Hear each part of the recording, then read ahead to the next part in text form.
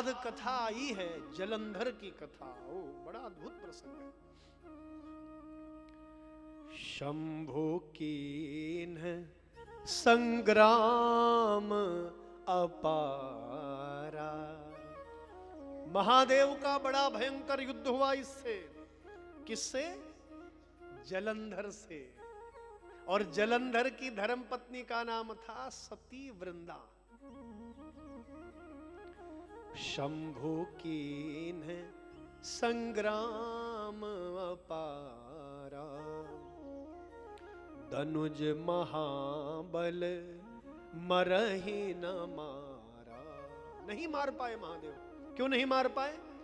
परम सती असुराधिप नारी,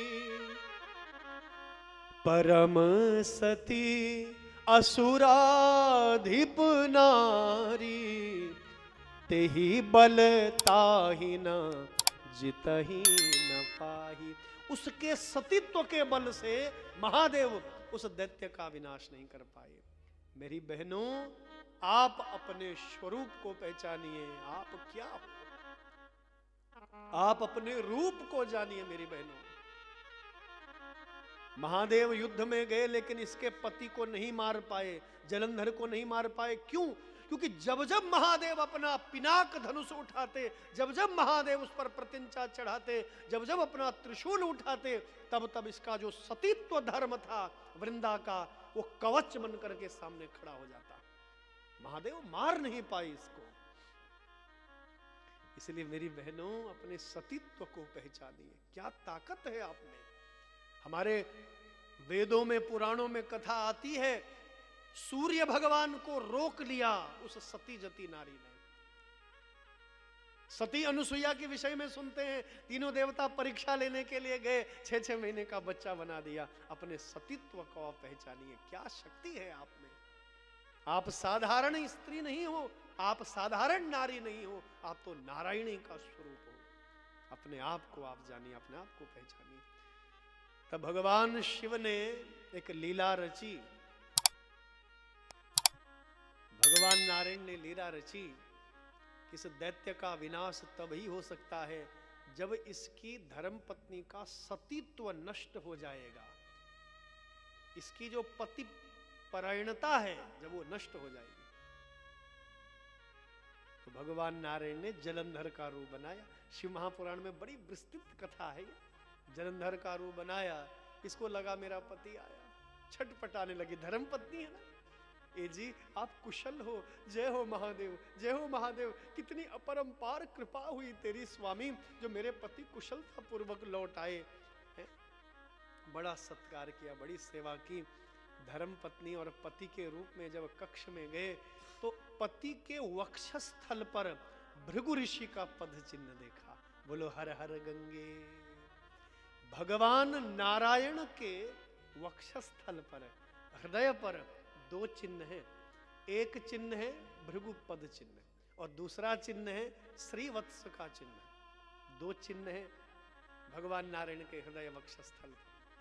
तो माता वृंदा ने जब देखा, ये कौन है? मेरे पति के हृदय वक्षस्थल पर इस प्रकार के कोई चिन्ह नहीं थे। ये कौन है? सच बता, तू कौन है? नहीं, अन्यथा तुझे अभी भस्म करती हूं। मैं सती जती नारी हूं, बता कौन है तू? भगवान नारायण अपने दिव्य रूप में प्रकट हो गए हैं। बंधुओं, कई लोग कहते हैं कि भगवान नारायण ने तो बड़ा अनुचित कार्य किया है। नहीं जी, ये वृंदा कोई और नहीं है, ये तो महालक्ष्मी का रूप है। ये पुराणों में जो कथाएं आती है ना, महालक्ष्मी श्राप के कारण से वृंदावन करके आई है। ये महालक्ष्मी है और भगवान ने कोई अनुचित नहीं किया, उनकी धर्मपत्नी है। तो बंधुओं, आइए, बड़ा अद्भुत प्रसंग है। वृंदा समझ गई कि मेरे पति के विनाश के लिए तुमने यह षड्यंत्र रचा है। मुझे आज तक लगता था कि तुम बड़े दयालु हो, लेकिन आज मुझे पता लगा तुम दयाहीन हो। हे विष्णु, ते दया नास्ति, पाषाण सदृश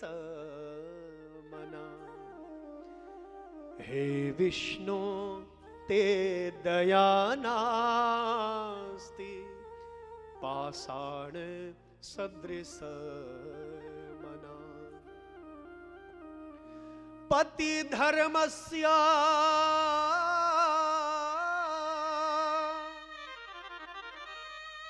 धर्मस्य भंगेन पति धर्मस्य भंगेन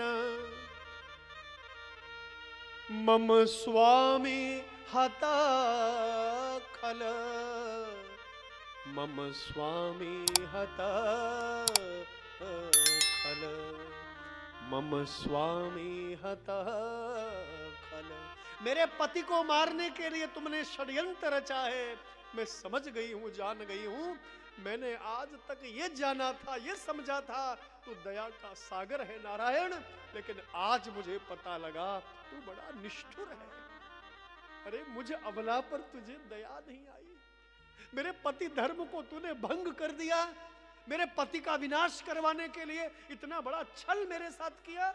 मैं तुझे श्राप देती हूं। तुझे नहीं पता धर्म पत्नी का प्रेम क्या होता है। तो महालक्ष्मी के साथ निरंतर रहता है ना बैकुंठ में। तुझे नहीं पता कि महालक्ष्मी धर्म पत्नी का प्रेम क्या है। तू कभी अलग नहीं रहा। मैं तुझे श्राप देती हूं। एक सती जती नारी का श्राप है तेरे लिए। जिस प्रकार मैं पति के लिए तड़प रही हूं, तू भी धर्म पत्नी के लिए रोएगा। दर दर भटकेगा तू धर्म पत्नी के लिए, जंगल में भटकेगा तू धर्म। तो उसी श्राप के कारण भगवान राम माता महालक्ष्मी से, सीता जी से अलग रहे। पहले तो रावण ने हरण किया और फिर बाद में धोबी के कहने पर भगवान ने सीता माँ का परित्याग कर दिया था। तो बंधुओं, ये सती जती वृंदा का श्राप था। अब मेरे पति को तुमने नष्ट करवा दिया। अब मैं जीवित रहकर क्या करूं? चिता बनाने लगी। चिता में जल करके